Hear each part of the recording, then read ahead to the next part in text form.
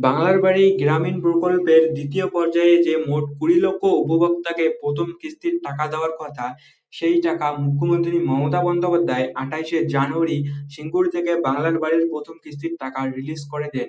এই টাকা অনেক উপভোক্তার ব্যাংক অ্যাকাউন্টে ইতিমধ্যেই কিন্তু ঢোকা শুরু হয়ে গেছে। যাদের যাদের টাকা এখনো ব্যাংক অ্যাকাউন্টে আসেনি, তারা কবে এই টাকা পাবেন, বাংলার বাড়ির প্রকল্পের এইসব আপডেট পেতে চাইলে এই ভিডিওটি আপনি সম্পূর্ণ দেখুন। বাংলার বাড়ি গ্রামীণ প্রকল্পের আপনাদের মোট টাকা দিতে চলেছে ১,২০,০০০ টাকা।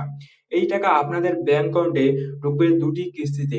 প্রথম কিস্তিতে ৬০,০০০ টাকা এবং দ্বিতীয় কিস্তিতে ৬০,০০০ টাকা ঢুকতে চলেছে।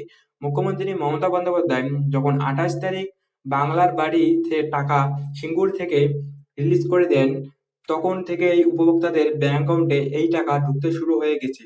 যেহেতু আবেদনকারীর সংখ্যা অনেক, তাই এই টাকা আপনাদের ব্যাংক অ্যাকাউন্টে আসতে একটু দেরিও হতে পারে। কারণ বাংলার বাড়ি প্রকল্পের ২০ লক্ষ উপভোক্তার ব্যাংক অ্যাকাউন্টে প্রথম কিস্তির ৬০,০০০ টাকা মুখ্যমন্ত্রী রিলিজ করে দেওয়ার পর থেকেই ধাপে ধাপে উপভোক্তাদের ব্যাংক অ্যাকাউন্টে আসতেছে।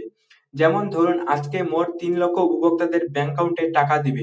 তো সেই দিন লিস্টে যাদের যাদের নাম রয়েছে সেই ৩ লক্ষর মধ্যে তাদের তাদের অ্যাকাউন্টে টাকা ঢুকে যাবে।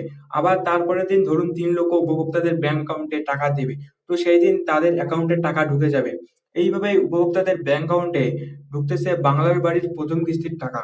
যাদের যাদের টাকা ঢোকেনি, টেনশনের কোনো কারণ নেই।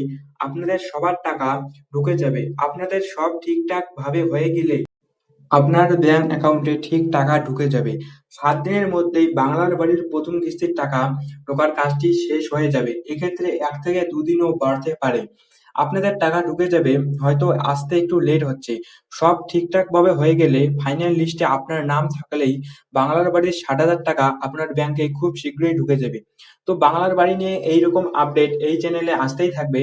আপনি চ্যানেলটিকে সাবস্ক্রাইব করে রাখবেন। তো আপনাদের সাথে দেখা হচ্ছে পরবর্তী কোনো ভিডিওতে। ততক্ষণের জন্য আপনারা সবাই ভালো থাকবেন।